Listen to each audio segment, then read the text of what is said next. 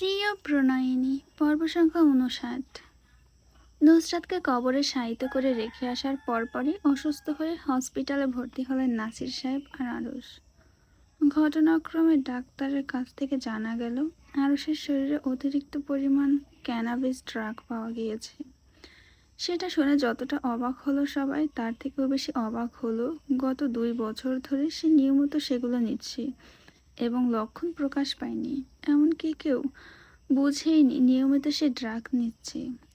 লিপি বেগম মুখে হাত চেপে বসে পড়লেন।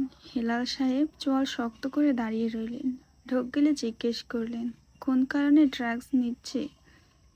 ডাক্তার সে কথার উত্তর দিলেন না। জানতে চাইলেন, মিস্টার আরুষ কি রাতে ঘুমাতে পারে না? লিপি বেগম না ভঙ্গিতে মাথা দুলিয়ে বললেন, দেশ থেকে ফেরার পর ঘুম হয় না বলতো, সকালে ঘুমোতো। ডাক্তার সৌজন্যতা বজায় রেখে হাসলেন।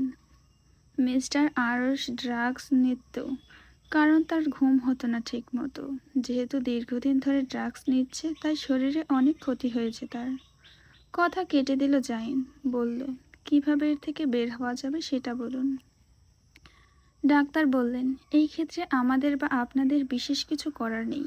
রোগী যদি নিজ ইচ্ছায় ড্রাগস নেওয়া বন্ধ না করে তাহলে আর কোনো উপায় নেই। তাই অনেকে সময় দিন। কোনো জিনিস নিয়ে প্যানিক হতে দেবেন না। চোখে চোখে রাখবেন। শরীর কিছুটা সুস্থ হলে মনোরোগ বিশেষজ্ঞের কাছে পাঠাবেন কাউন্সেলিংয়ের জন্য। আর আমি কিছু ঘুমের ঔষধ লিখে দিচ্ছি, তা খাওয়াবেন। ডাক্তার কথা শেষে চলে গেলেন। কেবিনের দরজা ঠেলে ভেতরে প্রবেশ করতেই আরুষের ঘুমন্ত মুখ দেখা গেল। হাতে স্যালাইনের ক্যানেল লাগানো। লিপি বেগম ঠোঁট টিপলেন। হাতের হাতায় চোখ মুছে দরজা ধরে দাঁড়িয়ে রইলেন ছেলের দিকে তাকিয়ে। শীতের মিহি সকাল, চারিদিকে কুয়াশা ঢেকে আছে। রোদ নেই। মেঘলা আকাশটায় কালো মেঘ লেপ্টে। সেই সুন্দর সকালটা কালো মেঘের বিদীর্ণতা ছাড়িয়ে দিতে নাহিয়ানের কানে এসে পৌঁছালো নুসরাতের মৃত্যুর খবর। যেখানে বোমা হামলায় মৃত্যুর খবরটা চারিদিকে তোলপাড় করে রেখেছে, সেখানে নাহিয়ানের নিকট এত দেরিতে খবর পৌঁছালো, তা অবাক করারই বটে। এই নিয়ে এক চিৎকার চেঁচামেচি করলো নাহিয়ান তৌফের উপর। তৌফু রেগেমেগে নিজেও চেঁচালো, এতক্ষণে পুরো পৃথিবীর মানুষ জেনে গিয়েছে এই খবর, আর আপনি জানলেন না কেন ভাই? এটা অবাক্যর বিষয় না? আপনি জানেন না ভাবি আমা মারা গিয়েছেন? তৌফের কথার বিপরীতে আর কোনো কথা না বলেই যত দ্রুত সম্ভব ছুটে আসলো পারিবারিক কবরস্থানটায়। টার্টেল নেক সোয়েটার টি শার্টের উপর গাঢ় বাদামি রঙের ওভারকোট পরা, গলায় মাফলার পেঁচিয়ে রাখা, তবুও শীতের প্রকোপে কান লাল হয়ে আছে। মুখের সৌন্দর্য বর্ধক উঁচু নাকটাও একই সাথে ঠান্ডায় লাল বর্ণ ধারণ করেছে। মিহি বাতাসে চিরুনি না লাগানো উস্কো খুস্কো চুলগুলো উড়ে এসে কপাল জুড়ে ছড়িয়েছে। চোখের ওপর এক দুগাছি চুল পড়ায় হাত দিয়ে ঠেলে সরিয়ে দিল নাহিয়ান। পায়ের জুতোর গায়ে এক কাদা কাদা লেগেছে, সেদিকে ধ্যান দেওয়ার সময় নেই তার। চোখ পড়ল পাশাপাশি অনেকগুলো কবরের। পারিবারিক কবরস্থান হওয়ায় বংশের সবার কবর সেখানে। সৈয়দ আকবর আলীর পাশের কবর সৈয়দ আজমল আলী, এবং তার কবরের পাশেই কবর মেহেরুন্নেসার। নাহিয়ান কবরগুলো পাশ কাটিয়ে মাটির রাস্তা ধরে এগিয়ে গেল সামনে। চোখে পড়ল কিছুটা দূরের কবরটা। দেখেই মনে হচ্ছে নতুন কবর। নাহিয়ান চোখ তীক্ষ্ণ করে তাকালো। গুটি গুটি অক্ষরে সাদা ফলকের ওপরে জন্ম মৃত্যু লেখা। পা বাড়িয়ে এগিয়ে যেতেই তার শ্বাস আটকে আসলো। সে নিঃশ্বাস নিতে পারল না। অনেকক্ষণ সেই গুটি গুটি অক্ষরের দিকে তাকিয়ে রইল। বাঁশের কঞ্চি দিয়ে চারিপাশে বেড়া দিয়ে রাখা। হাঁটু গেড়ে বসে হাত ছোঁয়ালো লেখার ওপর। মাটি পুরনো হয়ে শুকিয়ে গিয়েছে ঝরঝরে হয়ে। ফলকটা হয়তো গতকাল বসানো হয়েছে, চকচক করছে। সাদা রঙের সিমেন্টের উপরে কালো গুটি গুটি অক্ষরে লেখা, নাম সৈয়দা নুসরাত নাসির, স্বামী সৈয়দ আরশ হেলাল, পিতা সৈয়দ নাসির উদ্দিন, মাতা নাজমিন চৌধুরী, জন্ম মৃত্যু 31/12/2005, 8/12/2030। সেই লেখাগুলোর দিকে তাকিয়ে থাকতে থাকতে একসময় চোখ ঘোলা হয়ে আসলো তার। গাল বেয়ে গড়িয়ে পড়ল নোনা জল। কবরের মাটিতে হাত দিয়ে স্পর্শ করল। চোখ দুটো রক্তবর্ণ ধারণ করেছে বহু পূর্বে। একদলা মাটি হাতের মুঠোয় চেপে ধরে অশ্রুরুদ্ধ কাতর স্বরে বিড়বিড় করল, সব দোষ আমার, আমার জন্যই সব হয়েছে। ইশরাত নামাজ শেষ করে হাত তুলল দোয়া করার জন্য। নিষ্প্রাণ নয়নে চেয়ে রইল হাতের দিকে। বুকটা কাঁপছে ধীরে ধীরে। অনেকক্ষণ হাতের দিকে শূন্য নয়নে চেয়ে কয়েক পল কাটালো। চোখ বেয়ে গড়িয়ে পড়া পানি হাতের তালু দিয়ে মুছে দোয়া শেষ করে উঠে দাঁড়াতেই মাথাটা ঝিমিয়ে উঠল। সামনের দেওয়ালটা অন্ধকারে এক মুহূর্তে ডুবে গেল। ইশরাত চোখ বুজে নিজেকে সামলে নিল। অতঃপর জায়নামাজ নিজ জায়গায় রেখে রুমের বাহিরে হেঁটে গেল। নাজমিন বেগমের রুমে টোকা দিল একবার দুইবার। কোনো সাড়া শব্দ ওপাশ থেকে না পেয়ে উকি দিল। দেখলো মা ছবির অ্যালবাম নিয়ে বসে আছেন, নীরবে ছবিগুলো পরখ করছেন। ইশরাত ধীর পায়ে আগালো। বাতাসে বিরিয়ানির গন্ধ ভেসে বেড়াচ্ছে। মানুষের হৈ হৈ শোনা যাচ্ছে। 4 দিনের সিন্নি করা হচ্ছে। ইশরাত বসলো মায়ের পায়ের কাছে। অপলক চেয়ে রইল। পা স্পর্শ করলো। তবুও ওপাশ হতে কোনো নড়চড় আসলো না। জিজ্ঞেস করলো, কিছু অনুভব করতে পারছো? চোখের পলক ফেলে বললেন ভদ্রমহিলা, না। ইশরা দীর্ঘশ্বাস ফেলে মাথা টেকালো মায়ের হাঁটুর কাছে। চোখ বুজতেই এক ফোঁটা পানি গড়িয়ে পড়ল। মাকে শুধালো, ও এত তাড়াতাড়ি আমাদের ছেড়ে চলে গেল কেন মা? আমরা থাকবো কিভাবে ওকে ছাড়া? প্রশ্নের জবাব এলো না। বাড়ির 4 দেওয়ালের শব্দগুলো প্রতিধ্বনিত হয়ে আবার ফিরে আসলো। আহানের সামনে মাথা নিচু করে দাঁড়িয়ে আছে আমিরা, মুখে অপরাধবোধের ছায়া। লম্বা সুঠামদেহী ছেলেটার মুখটা রাগে লাল হয়ে মরুচের মতো হয়ে আছে। হাতের মুঠি পাকিয়ে এক হাতে অন্য হাত চেপে ধরে রেখেছে, যাতে কোনোভাবে সামনের মেয়েটাকে থাপ্পড় না মেরে বসে। রাগে চোখে অন্ধকার দেখছে সে। দাঁতে দাঁত চেপে নিজেকে সামলানোর চেষ্টা করতে ব্যর্থ হলো। ধমকে উঠল মারি চেপে, কিসের ইনজেকশন পুশ করেছিলে তুমি আমিরা? কার কথা এসব করেছো? আমিরা কেঁপে উঠে 2 পা পিছু সরে গেল। আহান এসবের কিছুই দেখলো না। বাহু চেপে ধরে টেনে আনলো কাছে। থুতনি এক হাতে চেপে ধরে নিচু মুখটা তুলে ধরলো। উত্তর দাও আমিরা। আমিরার শুভ্র চেহারাখানা ফ্যাকাশে রং ধারণ করেছে। মাথা ঝুঁকিয়ে নিতে চাইল। চোয়ালে হাতের চাপ বাড়ল। কি হয়েছে, উত্তর দিচ্ছ না কেন? আমিরাকে কাচুমাচু করতে দেখে ভুরু বাঁকালো সামান্য। গলা নিচে নামিয়ে ফিসফিসে আওড়ালো, ভুলে যেও না আমিরা, আমি তোমাকে কেন বিয়ে করেছি। তোমাকে তোমার ভাইদের হাত থেকে যেহেতু আমি রক্ষা করে নিয়ে এসেছি, সেহেতু তোমার কোনো রাইট নেই আমার থেকে কিছু লুকানোর। যদি তা করার চেষ্টা করো, আমি এক লহমায় তোমাকে ছেড়ে দিয়ে আসবো তোমার বাড়িতে। আমিরা ভয়ে কুঁকড়ে গেল। আমতা আমতা করে উঠল। আহান তাড়া দিয়ে ভুরু যুগল উচালো উত্তর দেওয়ার জন্য। আমিরা জিভ দিয়ে ঠোঁট ভিজিয়ে নিয়ে বলল, আগে কথা দিন চিৎকার চেঁচামেচি করবেন না। আহান খ্যাক করে উঠতে গিয়ে থেমে গেল। তীক্ষ্ণ চোখে আমিরাকে কয়েক সেকেন্ড দেখে নিয়ে বলল, আচ্ছা। আমিরা আহানকে বিশ্বাস করল না। হাত বাড়িয়ে দিয়ে বলল, আচ্ছা না, প্রমিস করুন আগে। বিরক্তিতে তেতে উঠল ছেলেটা। বিড়বিড় করে বলল, প্রমিস। এবার বলো, কে বলেছে আমাকে ইঞ্জেকশন পুশ করতে? আমিরা অপরাধ বোধ নিয়ে চোখ নোয়ালো। বলল, বড় আপু বলেছে। আহান কথাটা শেষ হতেই ধূপধাপ পায়ে বের হয়ে গেল রুমের বাহিরে। পেছন থেকে আমিরা থামানোর চেষ্টা করল। তার ধার ধারল না সে। দিক বেদিক শূন্য হয়ে ছুটে যাওয়া লোকটাকে আটকাতে হাতের বাহু চেপে ধরল আমিরা। আহান চোখ দুটো খিঁচিয়ে রাগে চেঁচালো, হাত ছাড়ো আমিরা। আমিরা গো ধরে বলল, ছাড়বো না, আপনি আমাকে কথা দিয়েছেন, চেঁচাবেন না। রাখো তোমার কথা তোমার কাছে, আজ আমি এর শেষ দেখে ছাড়ব। আহান টেনে নিজের বাহু থেকে আমিরাকে ছাড়াতে চাইল। মেয়েটা ছাড়ল না তাকে। বাদরের মতো ঝুলে পড়ল এক প্রকার। এবার তাচ্ছিল্যের নজরে আমিরাকে পরখ করে নিয়ে শুধালো, এই পাটকাঠির মতো শরীর নিয়ে তুমি আমাকে আটকাবে আমিরা? উত্তর আসলো ঝটপট তার নিকট থেকে, প্রয়োজন পড়লে অবশ্যই। আহান শ্লেষ করে হাসল। তারপর নিজের বাহুতে করে টেনে নিয়ে চলল আমিরাকে। আহানকে আটকানোর চেষ্টা করেও পারল না সে। তাকে সহ টেনে হিঁচড়ে নিয়ে চলল আহান। ড্রয়িং রুমে আসতেই টেবিলের উপর কাগজে মোড়া সাদা রঙের একটা ফলক চোখে পড়ল। ইশরাতের রুমে যাওয়ার আগে দেখে নেবে ভেবে পা বাড়ালো সেদিকে। চোখ কুচকে ফলক হাতে তুলে নিল। কাগজের টুকরোগুলো ছিঁড়ে ফেলতেই ফলকে গুটি গুটি অক্ষরে লেখাগুলো চোখের সামনে ভাসল। চোখ বুলিয়ে রেখে দিতে যাবে এমন সময় চোখে পড়ল স্বামীর নামের জায়গায় আরশের নাম লেখা দেখে। যেখানে তালাক হয়ে গিয়েছে সেখানে আবার আরসের নাম এখানে দেওয়া হবে কেন? ওই লোকের নাম কে দিয়েছে এখানে? চিৎকার করে উঠল ফলকটা হাতে তুলে। দেওয়ালে দেওয়ালে সেই চিৎকার প্রতিধ্বনিত হলো। এখানে ওই লোকের নাম কে দিয়েছে? ইশরাত নিজ থেকে আহানকে চিৎকার করতে শুনে নাজমিন বেগমের রুম থেকে ছুটে বের হয়ে আসলো। দোতলার করিডোর থেকে জিজ্ঞেস করলো, কি হয়েছে? আহান সেই কথার উত্তর না দিয়ে শূন্যে তুলল সিমেন্টের ফলকটা ভেঙে ফেলার জন্য।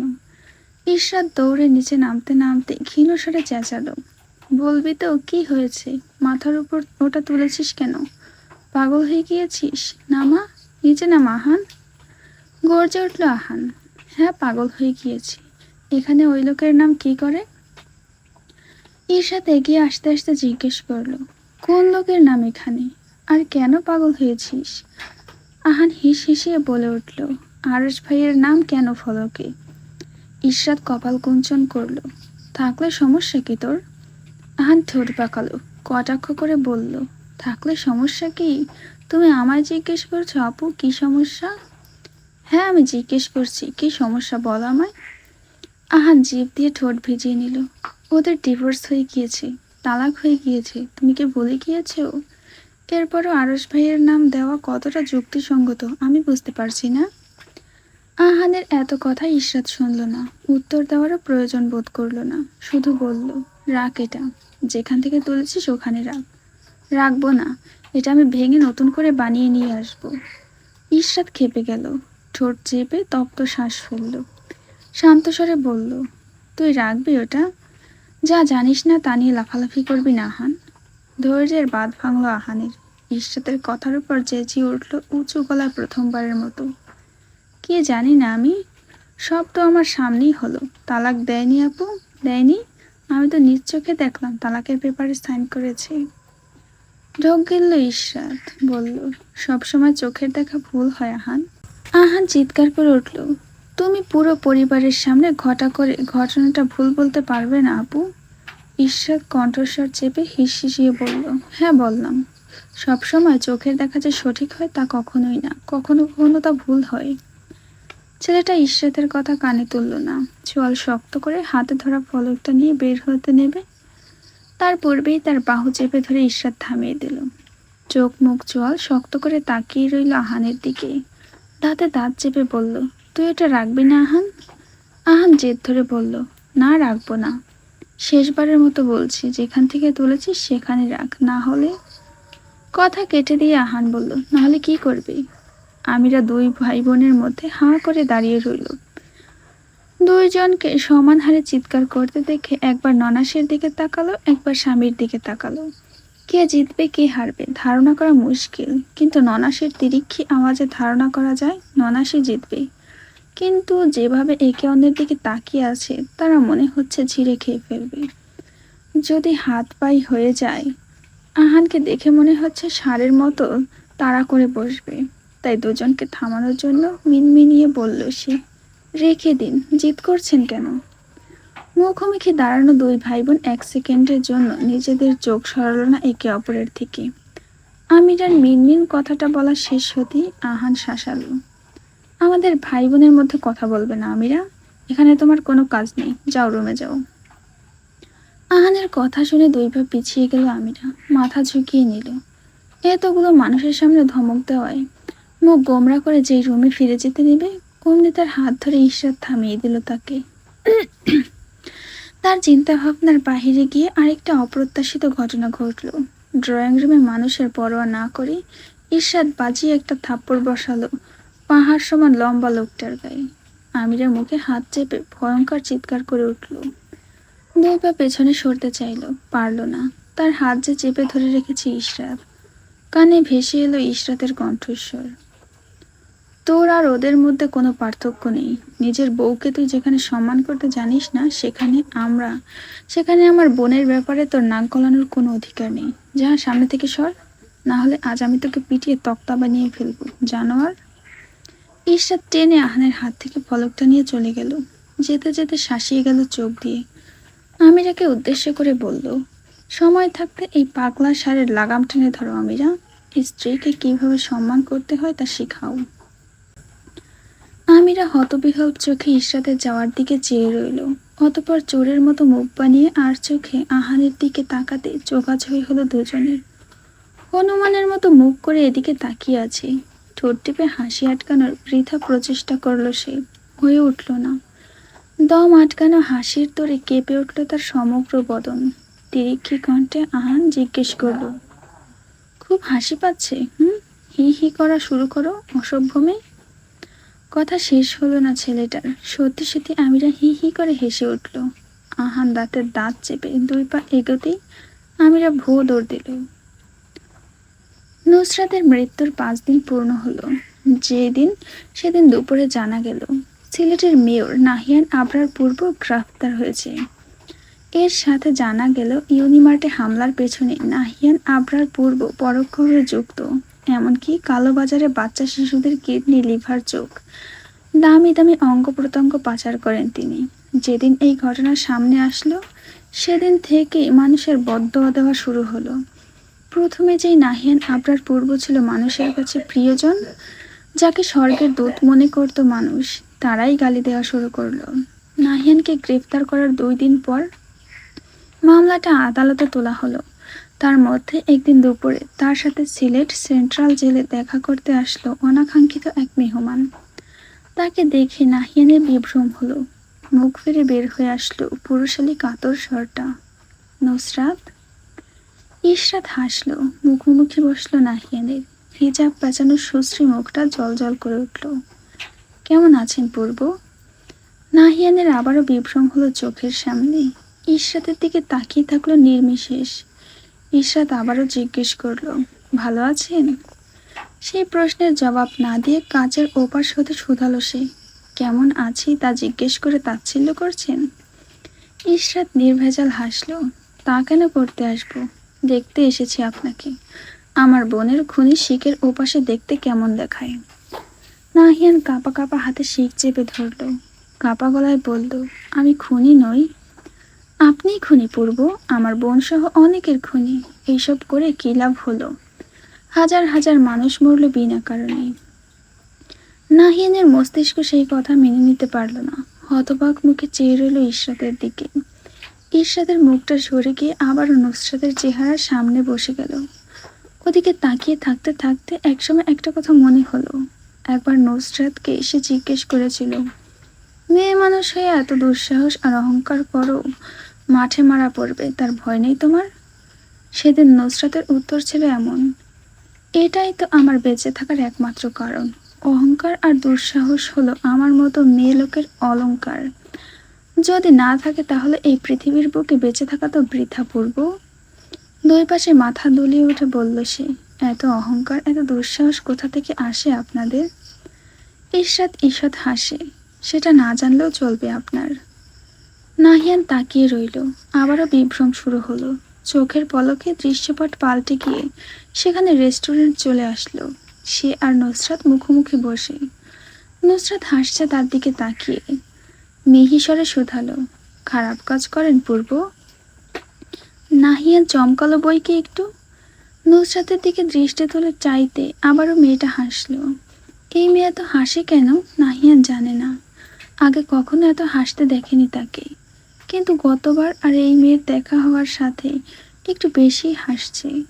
একটু আগেই যে হেসে হেসে একটা কঠিন সত্য কথা জিজ্ঞেস করে ফেললো, তা কেউ দূর থেকে দেখে ঠাহর করতে পারবে না। নাহিয়ান হাসি মুখটার দিকে তাকিয়ে রইল সেকেন্ড কয়েকের জন্য, তারপর দৃষ্টি নামিয়ে নিল। মেয়েটা আবারও ডাকলো একই সুরে, পূর্ব।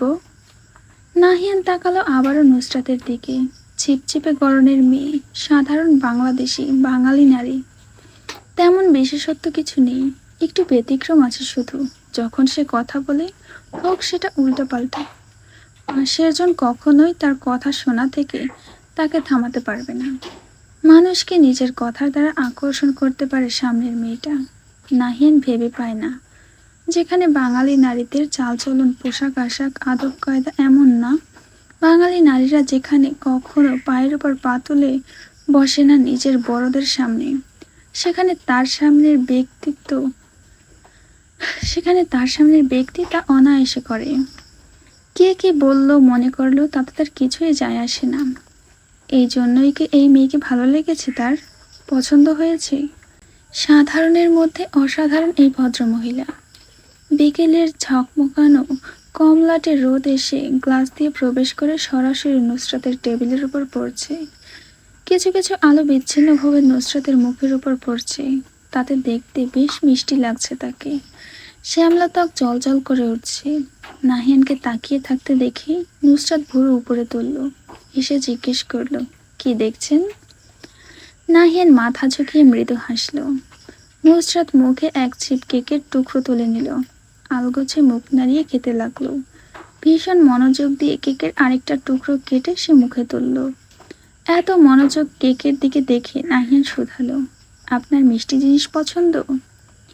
নুসরাত মাথা দোলালো, বলল, ভীষণ। নুসরাতের উত্তরের বিপরীতে আবারও প্রশ্ন করল, কতটা পছন্দ? তারা উত্তরের আশা করল। এই পর্যন্ত তাদের যতবার দেখা হয়েছে, কথা হয়েছে, নুসরাতের কাছ থেকে শুধু তেরা উত্তরই বেশি পেয়েছে। কিন্তু তাকে অবাক করে দিয়ে নুসরাত দাঁত বের করে হাসতে হাসতে বলল, মিষ্টি জিনিসের লোভ দেখিয়ে যে কেউ অপহরণ করে নিয়ে যেতে পারে। টপ সিক্রেট, পূর্ব পশ্চিম ফাঁস যেন না হয়। নাহিয়ান মাথা দোলালো, হাত তুলে ওয়েটারকে ডাক দিল। লোকটা এগিয়ে আসতেই বলল, একটা পেস্ট্রি, অতিরিক্ত হুইপড ক্রিম দিয়ে, মিষ্টিও সাথে বেশি করে দিবেন। ওয়েটার অর্ডার গ্রহণ করে চলে গেল। নুসরাত ফরক দিয়ে খেতে লাগলো। নাহিয়ান জানতে চাইল, আমিও কি আপনাকে অপহরণ করতে পারি মিষ্টি জিনিসের লোভ দেখিয়ে? অবশ্যই করতে পারেন, দেখুন পাস্ট হন কিনা। নুসরাতের কথা শেষ হতে নাহিয়ান তার ঠোঁটের কোণের দিকে ইশারা করে বলল, ওখানে লেগে আছে। কোথায়? নাহিয়ান হাত বাড়িয়ে মুছে দেওয়ার আগে নুসরাত টিস্যু তুলে ঠোঁটের পাশ ভালো করে মুছে নিল। সময় নিয়ে ডাকলো এবার, পূর্ব। হুম। কয়েক সেকেন্ড কাটলো। নুসরাত জিজ্ঞেস করলো, খারাপ কাজ করেন কেন? উত্তর দিলেন না যে। নাহিয়ান মাথা ঝুঁকিয়ে ফেলল। নুসরাত আবারও বলল, মানুষ আপনাকে কি ভক্তি করে আর আপনি তাদের পিঠ পিছে ছুরি চালাচ্ছেন, ধোকা দিচ্ছেন তাদের, লজ্জা লাগে না? এই বিষয়ে আমরা কথা না বলি। নুসরাত মাথা দোলালো, বলল, বেশ, এই ব্যাপারে কথা বলছি না, শুধু বলুন কবে ভালো হচ্ছেন। নুসরাত থামলো, তারপর আবার বলল, জানেন তো, অন্যর সাথে খারাপ কাজ করলে নিজের সাথেও হয়, তাই আগে ভাগে ভালো হয়ে যান। নাহিয়ান উত্তর দিল না। এর মধ্যে পেস্ট্রি নিয়ে হাজির হলো ওয়েটার। তাতে স্বস্তির শ্বাস ফেলল সে। নুসরাত আর এই বিষয়ে কথা বলল না। গোলাপি কালার অতিরিক্ত হুইপড ক্রিম দিয়ে রাখা কেকটা খেতে ব্যস্ত হলো। একটা প্রশ্ন বারবার নাহিয়ানের মনে উকি দিল, কিন্তু জিজ্ঞেস করতে পারল না। ইশরাত নাহিয়ানকে হাঁ করে তার দিকে তাকিয়ে থাকতে দেখে বিব্রত বোধ করলো। তাই উঠে দাঁড়ালো ফিরে যাওয়ার জন্য। কোনো কথা না বলেই চেয়ে চেয়ে তাকে অস্বস্তিতে ফেলছে লোকটা। এক পা বাড়াতেই পেছন থেকে প্রশ্ন ভেসে এলো, চলে যাচ্ছেন? জি, দেখতে এসেছিলাম, দেখা শেষ, এবার চলে যাচ্ছি।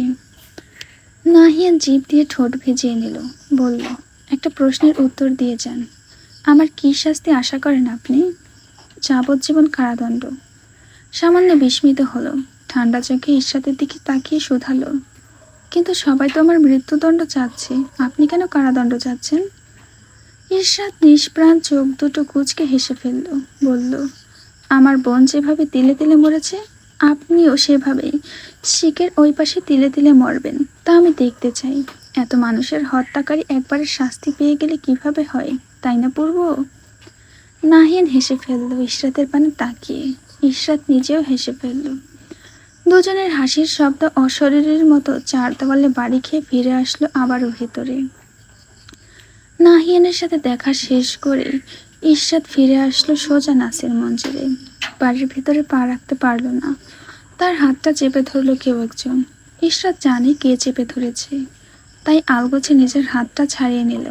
ঠান্ডা অবয়ব চোখে তাকালো জাইনের দিকে। লোকটা আবারও তার হাত ধরতে চাইল।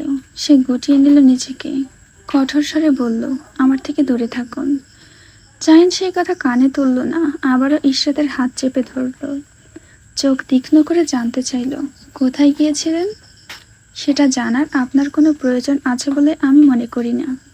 কেন? ইশরাত শ্বাস ফেলল শব্দ করে।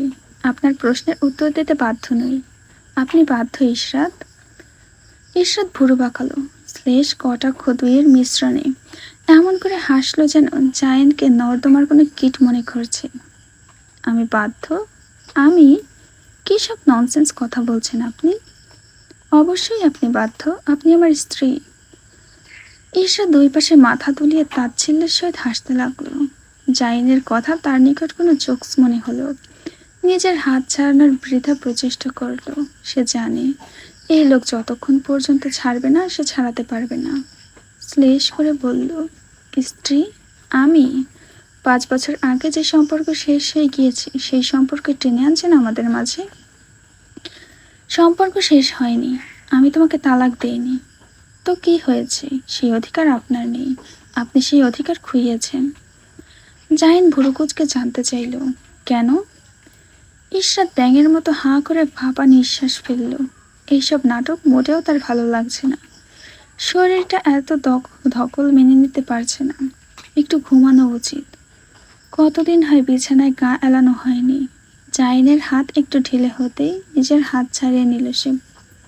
বলল, ডেফিনেশন চাইছেন? আপনি জানেন না সম্পর্ক কেন শেষ? ইশরাতের তাচ্ছিল্যে মাথা ঘামালো না মোটেও। জাইন বলল, না জানি না, আপনার কাছে জানতে চাচ্ছি রে। মোটেও আমাকে ওই নামে ডাকবেন না জাইন, আমি আপনার স্ত্রী না। শুনেছেন আপনি? আমি আপনার স্ত্রী নই। কিন্তু আমার কাছে লিগ্যাল পেপার আছে, আপনি আমার স্ত্রী। ওই 2 আনার পেপারের কোনো দাম নেই আমার কাছে। কেন নেই দাম? দাম কেন নেই তাই না? যখন আমার বাপ মরার সাথে লড়ছিল তখন আপনি কোথায় ছিলেন? যখন আমার পুরো পরিবার ভঙ্গুর আপনি কোথায় ছিলেন? বিয়ের সময় তো অনেক বড় বড় ওয়াদা করেছিলেন, কখনো আমার চোখ থেকে পানি পড়তে দেবেন না, এই করবেন না, সেই করবেন না। তাহলে বিয়ের 21 দিনের মাথায় কে নিজের ওয়াদা ভুলে গিয়ে নিজের স্ত্রীকে ফেলে চলে যায়? কে সেই ব্যক্তি যে নিজের ওয়াদা রক্ষা করেনি? আমি তো বলিনি এত বড় বড় ওয়াদা করুন। যদি পালন করতেই পারবেন না তাহলে ওয়াদা করেছেন কেন? জানেন আপনি কাপুরুষ। এই পরিবারের এক একটা ছেলে হলো কাপুরুষ, যে শয়তানগুলো বড় বড় ওয়াদা করতে পারে কিন্তু সেগুলো পূরণ করতে পারে না। আপনার সাথে আমার ওই 21 দিনের সংসার ছিল, আর সেই 21 দিনের সংসার 5 বছর আগে শেষ হয়ে গিয়েছে। যখন আপনাকে আমার প্রয়োজন ছিল তখন আপনি আমার সাথে ছিলেন না। এখন আপনাকে আমার প্রয়োজন নেই। যখন আমার ভাইকে আমাকে একা টেনে হাসপাতালে নিয়ে যেতে হয়েছিল তখন আপনি কোথায় ছিলেন? আমার মা তার পায়ের শক্তি পায় না। আমার বাপ একবার হার্ট অ্যাটাক করেছে, এখন নিজের পায়ে দাঁড়াতে পারে না। আপনি তো কখনো আমার বিপদে পাশে ছিলেন না। তাহলে আমি কোন ভরসায় আপনার সাথে যাব? বলুন, কোন ভরসায়?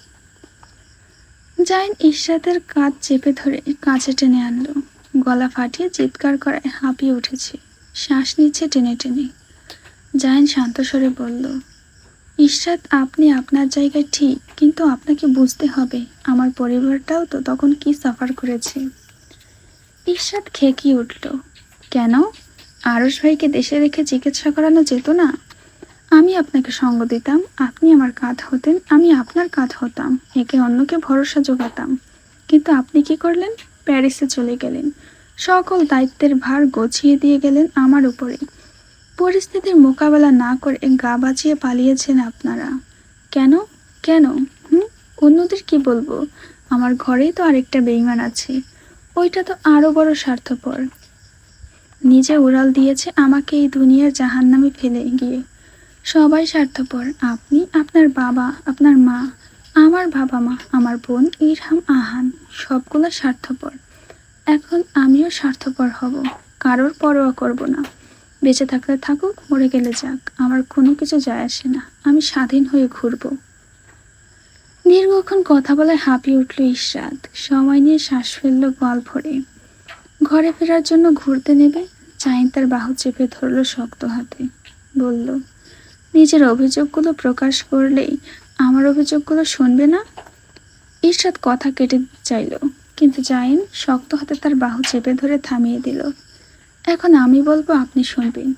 এই যে আপনার এত অভিযোগ প্রকাশ করলেন, আমার অভিযোগগুলো শুনবেন না? আপনার অভিযোগ কার প্রতি? আমার প্রতি? কিন্তু আমার জানা মতে আমি এমন কিছু করিনি যার জন্য আপনি আমার প্রতি অভিযোগ প্রকাশ করবেন। আপনি তো আমার অপরাধী। জায়েন চোখ বন্ধ করে শ্বাস ফেলল। ইশরাতের কথার উত্তর না দিয়ে বলতে শুরু করলো। নুসরাত আর আরশের ডিভোর্স হওয়ার পর আরশের শরীর খারাপ হতে শুরু করলো। দেশে থাকতেই সেই লক্ষণ প্রকাশ পেল। সারাদিন রুমের মধ্যে বসে দেওয়ালের দিকে তাকিয়ে থাকতো। এমনকি খাবার খেতে বসলে একটা টেবিল খালি রাখতো। দিন দিন আরশের শরীর খারাপ হতে লাগলো। আপনি নিজে দেখেছেন, রুম থেকে বের হতো না, খেত না, কারোর সাথে কথা বলতো না, শুধু নুসরাত নুসরাত করতো। আম্মু আরশের চিন্তায় নিজেও অসুস্থ হয়ে গেল। আব্বু তাড়া দিল, দেশে থাকলে নুসরাতের স্মৃতি বেশি মনে করবে, চোখের সামনে দেখলে বেশি কষ্ট হবে। তাই টিকিটের ডেট পিছিয়ে আনা হলো। আমি প্রথমে না করি, বলে দেশে থেকে চিকিৎসা করান, কিন্তু আব্বু শোনেননি, তিনি ফিরে যাবেন। এমনকি কসম কেটে দিলেন আমাকে। আমি যেদিন টিকিটের ডেট পিছিয়ে আনলাম সেদিন জানলাম। আপনি রাগ করে বসে গেলেন। আমি বোঝানোর চেষ্টা করলাম। আপনি ইম্যাচিওরের মতো পাল্টা আচরণ করে ফিরিয়ে দিলেন। ইশরাত, আমি ওনাদের বড় সন্তান। বাবা মায়ের ছোটদের থেকে বড়দের প্রতি বেশি আকাঙ্ক্ষা ভরসা থাকে। আমি আমার বয়স্ক বাবার কথায় না করতাম কিভাবে? এত এত চিন্তার ভারে আমি বিক্ষিপ্ত হয়ে গেলাম। মন মেজাজ ক্যাটকেটে হয়ে উঠল। সেদিন আপনাকে আমি ওইভাবে বলতে চাইনি, কিন্তু কিভাবে কি যেন তিক্ত কথাগুলো বের হয়ে আসলো। ভাবলাম হাসপাতালে গিয়ে আপনার সাথে দেখা করে আসবো, যা ভুল বোঝাবুঝি হয়েছে তা মিটিয়ে আসবো। কিন্তু সেদিন আর আত্মহত্যার চেষ্টা করলো। হাতের রক কেটে পড়ে রইল মেঝেতে। আম্মুর অবস্থা ভয়ানক, কেঁদে কেটে নিজেও অসুস্থ। আব্বু আম্মুকে নিয়ে ছুটলো, আমি আরশকে। বাড়ির সবাই তখন মেজো বাবার কাছে। একা হাতে সামলাতে গিয়ে হিমশিম খেলাম। আরশকে অবজারভেশনে রাখা হলো। যখন হুঁশ ফিরে আসলো একটু, বোঝালাম আত্মহত্যার মতো জঘন্য কাজ না করতে। ধমকালাম না, যদি হিতে বিপরীত হয়। কথা শেষ হওয়ার পর কিছুক্ষণ তাকিয়ে ঘুমে ঢলে পড়ল। ডাক্তার ইঞ্জেকশন দেওয়ায় আবারও ঘুমিয়ে পড়েছিল। সারাদিনের ক্লান্তিতে আমারও ঘুম নামলো চোখে। ঘুম থেকে উঠলাম যখন, তখন দেখি আবার ছুরি হাতে নিয়ে বসেছে। রাগে ফেটে পড়ে বসালাম থাপ্পড়। জিজ্ঞেস করলাম, আত্মহত্যার চেষ্টা কেন করছে? কি হয়েছে ওর? শুধু হাসি আমার কথার বিপরীতে। এবারও হাসলো, কোনো বাক্য উচ্চারণ করলো না। সাথে আছেই তো বারবার নুসরাতকে নিয়ে হ্যালুসিনেশন, যেখানে যাচ্ছে সেখানেই নিয়ে যাচ্ছে।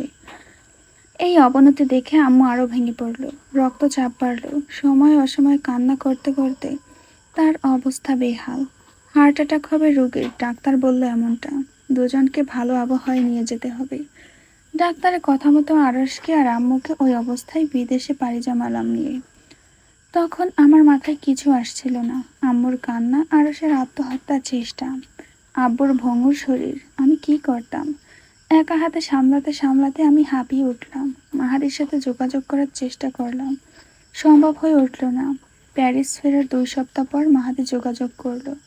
জানা গেল শাহেদ আঙ্কেল অসুস্থ, ডায়াবেটিস বেড়েছে, কিডনিতে পাথর হয়েছে। একসাথে সব ধরনের রোগ ব্যাধি এসে ধরা দিয়েছে।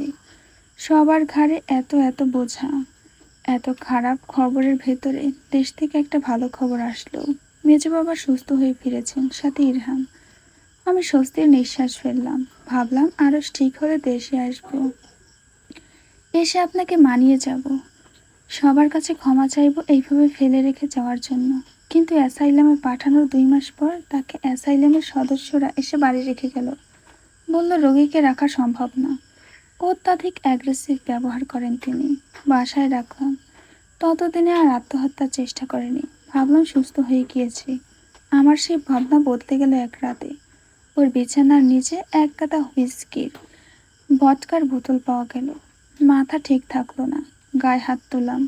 আমার হাতে মার খেয়ে হাসলো শুধু। মাহাদি কয়েকদিন পর আসলো, সব ঘটনা জানলো।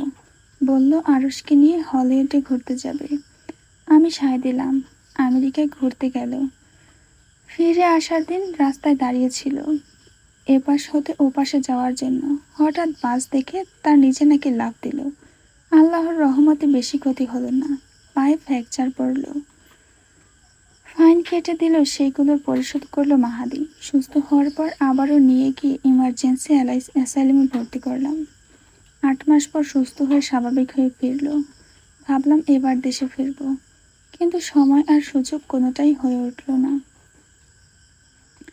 ইশরাত এতক্ষণ চুপচাপ করে কথা শুনলেও এবার জিজ্ঞেস করলো, তাই বলে 5 বছর লেগে গেল ফিরে আসতে? জাহিন চুপ করে দাঁড়িয়ে রইল। তার কাছে এর জবাব নেই। চোখ বন্ধ করে শ্বাস ফেলল মেয়েটা। বলল, জাহিন, আপনি আপনার জায়গায় ঠিক, আমি আমার জায়গায় ঠিক।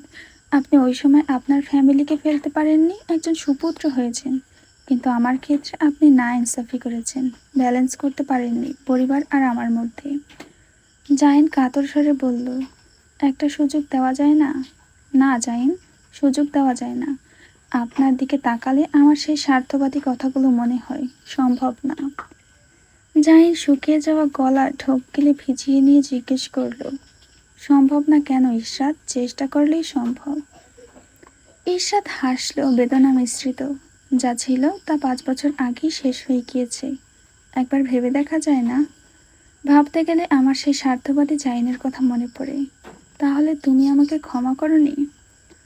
ক্ষমা করার মালিক তো আল্লাহ। আপনি আমি কে? আপনার প্রতি আমার কোনো অভিযোগ নেই জাহিন। আমাদের পথ চলা ওইটুকুই ছিল। জাহিন ইশরাতের হাত চেপে ধরল। বলল, আমাদের একটা সংসার হতে পারে ইশরাত, এত নিষ্ঠুর হবেন না। আমাদের সংসার হয়েছে জাহিন, ওই 21 দিনের সংসার। যেই সংসারটা উত্তল সমুদ্রে নাবিক ছাড়া ডিঙি নৌকার মতো ডুবে গিয়েছে, ওইটাই আমাদের সংসার ছিল।